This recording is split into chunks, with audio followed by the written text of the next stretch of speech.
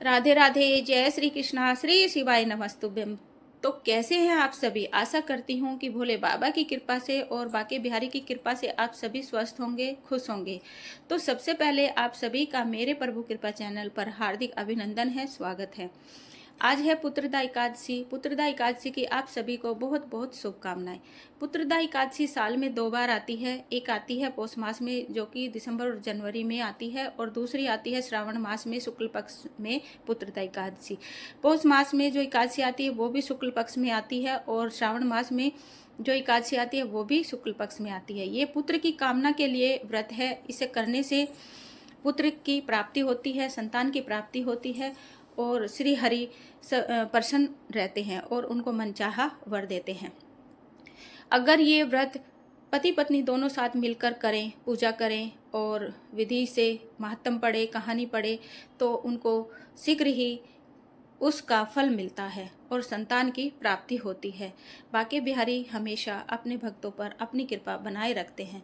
तो आज मैं सुनाने वाली हूँ आपको श्रावण मास के शुक्ल पक्ष की पुत्रदा एकादशी का महात्म। अभी आप आइए और उस महात्म का श्रवण कीजिए। तो अपना प्यार और सपोर्ट यूं ही बनाए रखना। मेरा यह वीडियो अगर आपको अच्छा लगे तो लाइक ज़रूर करें, शेयर करना, और नए हो तो सब्सक्राइब ज़रूर करना। तो आप सबका प्यार सपोर्ट यूं ही बना रहे। राधे राधे, जय श्री कृष्णा। तो चलिए अभी हम श्रावण मास के महात्म का, पुत्रदा महात्म का श्रवण करते हैं। तो ऐसे ही अपना प्यार बनाए रखिए। तो चलिए अभी हम श्रावण मास के एकादशी का मातम पढ़ते हैं। राधे राधे, जय श्री कृष्ण। भगवान श्री कृष्ण कहते हैं, युधिष्ठिर, यह तुम्हारे सामने मैंने कामिका एकादशी की महिमा का वर्णन किया है। कामिका सब पापों को हरने वाली है, अतः मानवों को इसका व्रत अवश्य करना चाहिए। यह स्वर्लोक तथा महान पुण्य फल प्रदान करने वाली है। जो मनुष्य श्रद्धा के साथ इसका मातम श्रवण करता है वह सब पापों से मुक्त हो जाता है और श्री विष्णु लोक में जाता है। युधिष्ठिर ने पूछा, मधुसूदन, श्रावण के शुक्ल पक्ष में किस नाम की एकादशी होती है? कृपया मेरे सामने उसका वर्णन कीजिए। भगवान श्री कृष्ण बोले, राजन, प्राचीन काल की बात है। द्वापर युग के प्रारंभ का समय था। महिष्मती पूर्व में राजा महिजित अपने राज्य का पालन करते थे, किंतु उन्हें कोई पुत्र नहीं था, इसलिए वे राज्य उन्हें सुखदायक नहीं प्रतीत होता था। अपनी अवस्था अधिक देख राजा को बड़ी चिंता हुई। उन्होंने प्रजा वर्ग में बैठकर इस प्रकार कहा, प्रजाजनों, इस जन्म में मुझसे कोई पातक नहीं हुआ। मैंने अपने खजाने में अन्याय से कमाया हुआ धन नहीं जमा किया है। ब्राह्मणों और देवताओं का धन भी मैंने कभी नहीं लिया है। प्रजा का पुत्रवत पालन किया है। धर्म से पृथ्वी पर अधिकार जमाया तथा दुष्टों को वह बंधुओं और पुत्रों के समान ही क्यों न हो दंड दिया है। शिष्ट पुरुषों का सदा सम्मान किया है। किसी को द्वेष का पात्र नहीं समझा। फिर क्या कारण है जो मेरे घर में आज तक पुत्र उत्पन्न नहीं हुआ? प्रजा के ये वचन सुनकर प्रजा और पुरोहितों के साथ ब्राह्मणों ने उनके हित का विचार करके गहन वन में प्रवेश किया। राजा का कल्याण चाहने वाले वे सभी लोग इधर उधर घूमकर ऋषि सेवित आश्रमों की तलाश करने लगे। इतने में ही उन्हें मुनि श्रेष्ठ लोमस का दर्शन हुआ। लोमस जी धर्म के तत्वज्ञ, संपूर्ण शास्त्रों के विशिष्ट विद्वान, दीर्घायु और महात्मा है। उनका शरीर लोम से भरा हुआ है। वे ब्रह्मा जी के समान तेजस्वी हैं। एक कल्प बीतने पर उनके शरीर का एक एक लोम विशीर्ण होता टूटकर गिरता है, इसलिए उनका नाम लोमस हुआ। वे महामुनि तीनों कालों की बातें जानते हैं। उन्हें देखकर सब लोगों को बड़ा हर्ष हुआ। उन्हें निकट आया देखकर लोमस जी ने पूछा, तुम सब लोग किस लिए यहाँ आए हो? अपने आगमन का कारण बताओ। तुम लोगों के लिए जो हितकर कार्य होगा उसे मैं अवश्य करूंगा। कहा, ब्राह्मण, इस समय महिजित नाम वाले जो राजा हैं उन्हें कोई पुत्र नहीं है। हम लोग उन्हीं की प्रजा हैं जिनका उन्होंने पुत्र की भांति पालन किया है।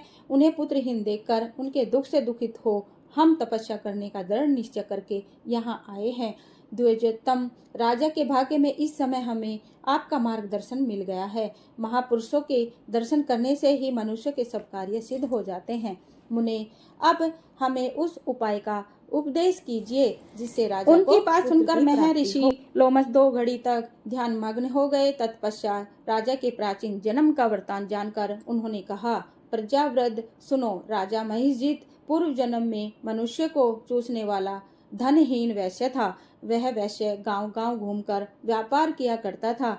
एक दिन जेठ के शुक्ल पक्ष में 10वीं तिथि को जब दोपहर का सूर्य तप रहा था, वह गाय की सीमा में एक जलाशय पर पहुंचा। पानी से भरी हुई बावली देखकर वैश्य ने वहां जल पीने का विचार किया। इतने में ही वहां बछड़े के साथ एक गौ भी आ गई। वह प्यास से व्याकुल और ताप से पीड़ित थी, अतः बावली में जाकर जल पीने लगी। वैसे ने पानी पीती हुई गाय को हाँक कर और दूर हटा दिया। पानी पिया। उसी पाप कर्म के कारण राजा इस समय पुत्रहीन हुए हैं। किसी जन्म के पुण्य से उन्हें अंकटक राज्य की प्राप्ति हुई है।